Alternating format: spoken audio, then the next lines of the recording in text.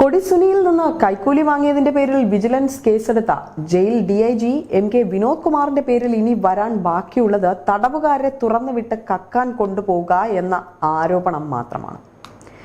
ജയിലിനുള്ളിലേക്ക് ലഹരിമരുന്ന് കടത്താൻ പണം വാങ്ങി കൂട്ടുനിൽക്കുക, അനധികൃത പരോൾ അനുവദിക്കുക, ജയിലിലെ കേസുകൾ തേച്ചുമാച്ച് കളയുക തുടങ്ങിയവയൊക്കെയും ഇയാളുടെ പേരിൽ വർഷങ്ങൾക്ക് മുൻപേ ഉണ്ടായ ആരോപണങ്ങളാണ്. എന്നാൽ രാഷ്ട്രീയപരമായ നല്ല ബന്ധങ്ങൾ കാരണമാകാം ഇയാൾ പിടിക്കപ്പെടാതെ പോയതെന്ന് കരുതാം.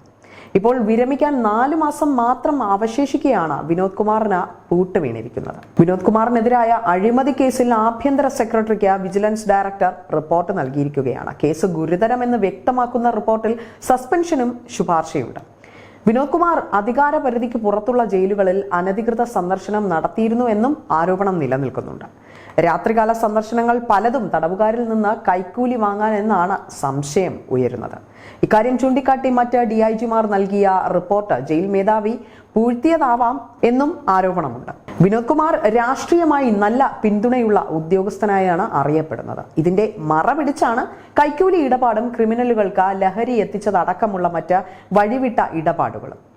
ജയിൽ ആസ്ഥാനത്തെ ഡിഐജിക്ക് മറ്റു ജയിലുകൾ സന്ദർശിക്കാനോ അല്ലെങ്കിൽ പരിശോധിക്കാനോ അധികാരമില്ല. പക്ഷേ വിനോദ് 2022 മൂവാറ്റുപുഴ, പൊൻകുന്നം, കോട്ടയം സബ് ജയിലുകളിൽ ഉദ്യോഗസ്ഥരെ അറിയിക്കാതെ സന്ദർശനം നടത്തി. പലതും രാത്രികളിൽ ജയിലിലെത്തി ചില തടവുകാരെ കാണുകയും തിരിച്ചു പോവുകയും ചെയ്തവ.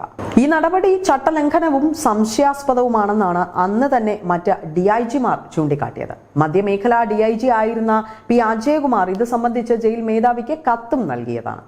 3 വട്ടം അദ്ദേഹം വിനോദിന്റെ വഴിവിട്ട ഇടപാട് ചൂണ്ടിക്കാണിച്ചിട്ടും ഒരു നടപടിയും ഉണ്ടായില്ല. ഈ സന്ദർശനങ്ങളെല്ലാം തടവുകാരിൽ നിന്ന് കൈക്കൂലി വാങ്ങാനുള്ള യാത്രയായിരുന്നു എന്നാണ് വിജിലൻസ് സംശയിക്കുന്നത്.